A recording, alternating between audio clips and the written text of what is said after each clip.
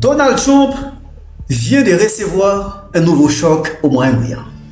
Cette fois, la pression ne vient pas seulement de l'Iran, elle vient aussi du Yémen avec les Houthis. Selon plusieurs sources, des installations pétrolières saoudiennes auraient été visées par des attaques de drones et des missiles. Écoutez, c'est très important. En moins de 24 heures, 3 raffineries saoudiennes ont été frappées. Et le choc pourrait être encore plus lourd. Jusqu'à 4 sites pétroliers seraient touchés. C'est un coup direct contre l'un des points les plus sensibles de l'économie mondiale, le pétrole saoudien.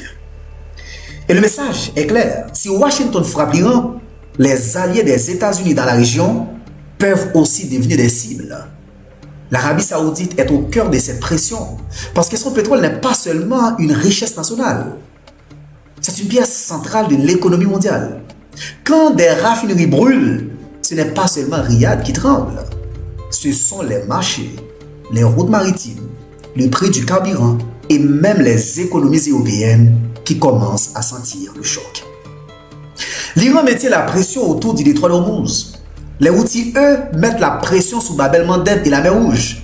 2 routes vitales, 2 points sensibles, 2 leviers capables de frapper directement les intérêts américains.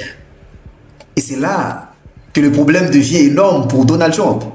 Il affirme vouloir négocier, mais sur le terrain, ses alliés sont sous pression, les routes pétrolières sont menacées et les coûts de la guerre augmentent.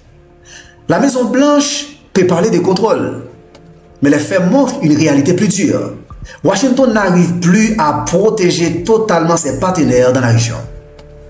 Et le message stratégique est simple. L'Iran et ses alliés ne cherchent pas seulement à répondre militairement.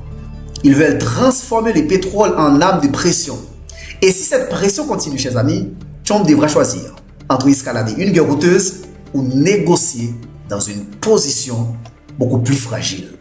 À bientôt.